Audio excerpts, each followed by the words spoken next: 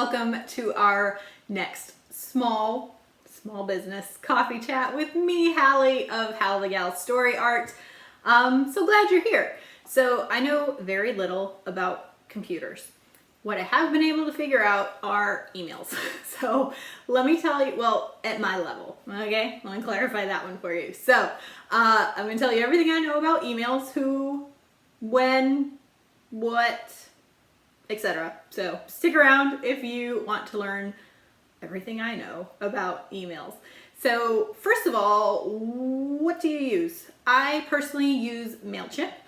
I've worked for some other businesses where we've used different platforms, and I will tell you about another one in just a second. But MailChimp is free up to 2,000 subscribers, I believe.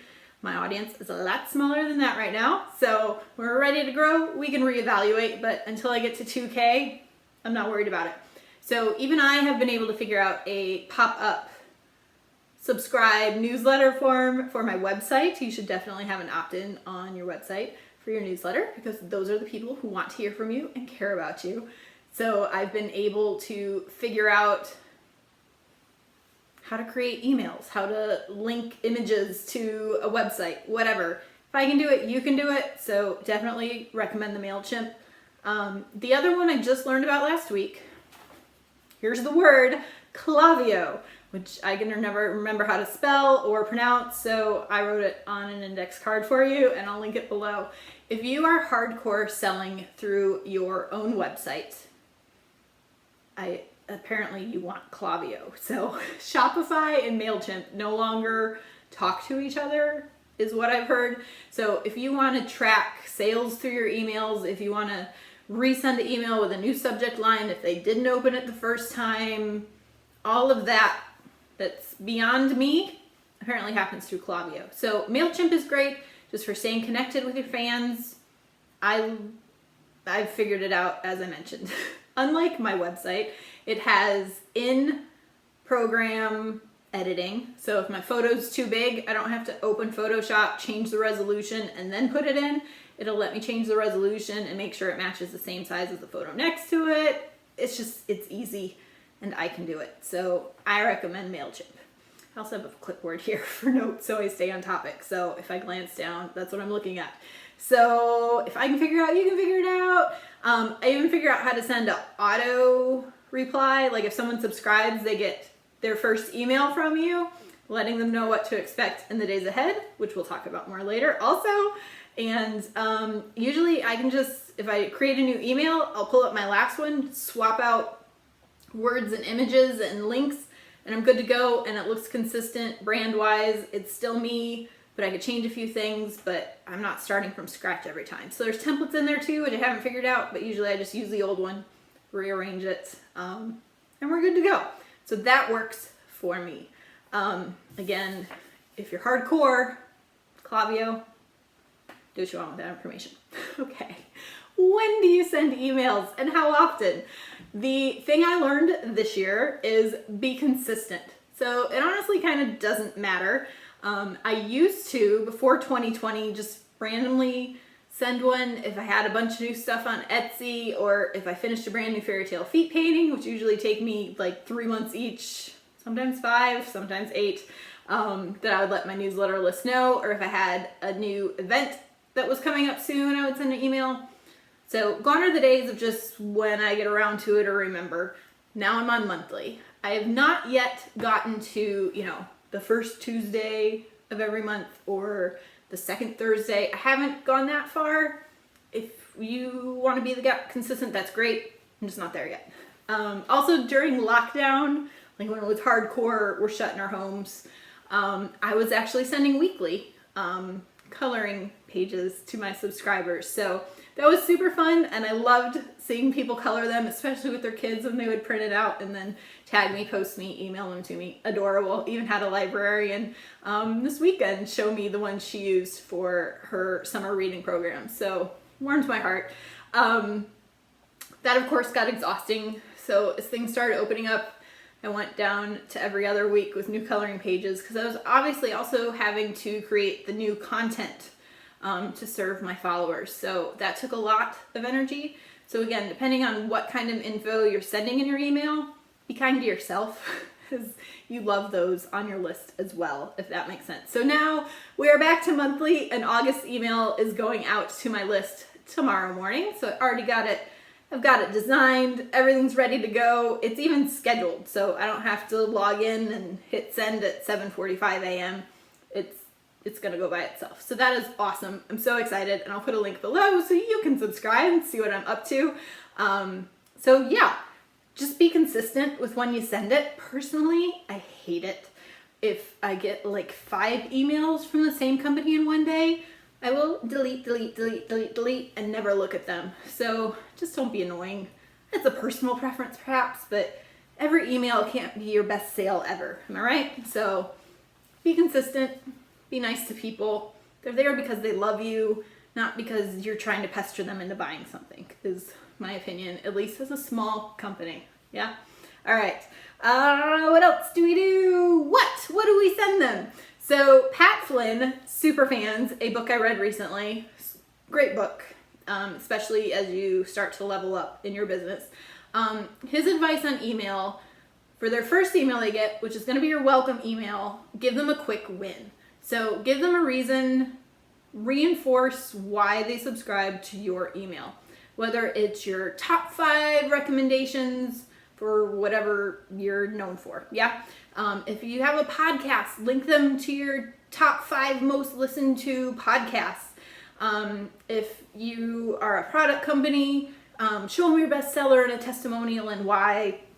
Enter them in a giveaway for August subscribers. Whatever you want to do, just make sure there's a reason they're there, is my opinion. So what do you do after the first welcome email? In a minute, I'm going to give you some of my favorite emails to follow. But if you have a new product drop, if you have an event in their area someday, not 2020, for me, tomorrow I'm launching something new on my Etsy shop with an exclusive, here's another key point here, an exclusive email just for my newsletter subscribers. Because your newsletter list are your VIPs. They have taken the extra steps to subscribe to your email. They want to hear from you. And if they're opening an email from you, it's not just scrolling by on their Instagram feed. It's not just auto playing next on YouTube. They're there because they love you and want to engage with your brand. So give them first dibs. Give them exclusive access. Give them the love and the coupons so that they want to be on your list and so that you get to continue that relationship and talk to them directly. So that's my advice on that one. Yeah. So who do you send your email to? You do need legal permission from them to have them on your email list. Don't buy an email list. I always get junk emails after I've done an art festival. Would you like to buy a list of all the attendees? A, that's a scam and they don't have the list. And B, that's illegal. So they have to opt in to your email.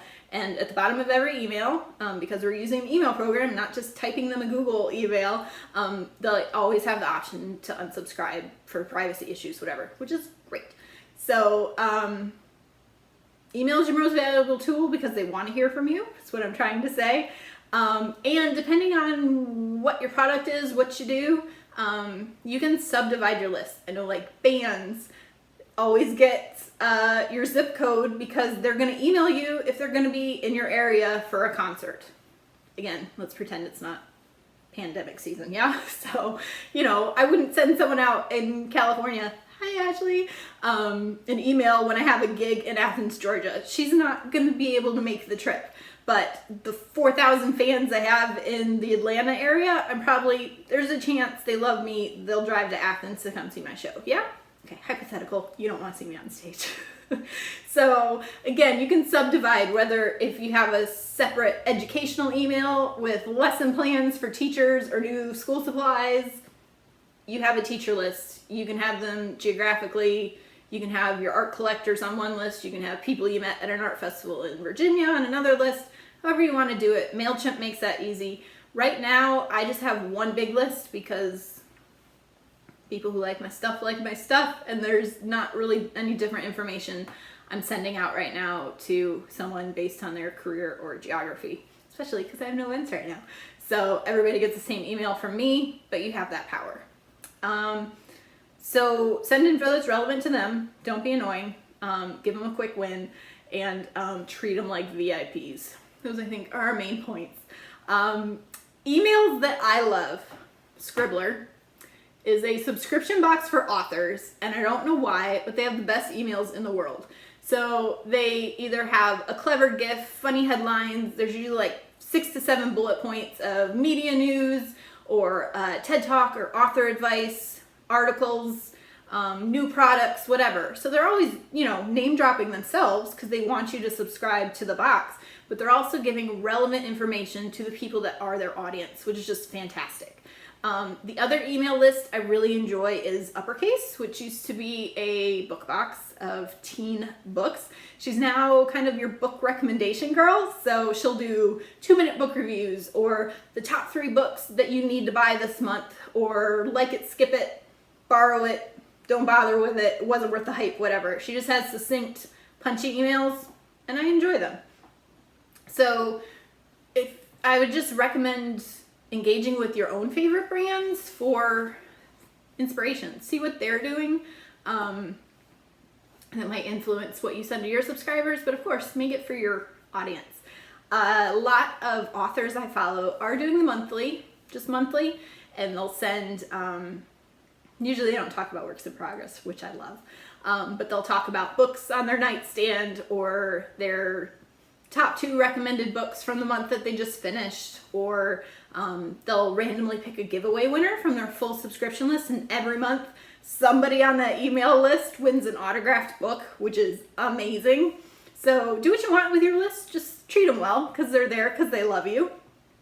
The other thing that's great is people can always unsubscribe, which don't let it hurt your feelings. It just means the people who love you and care about you and want to engage with your brand are sticking around.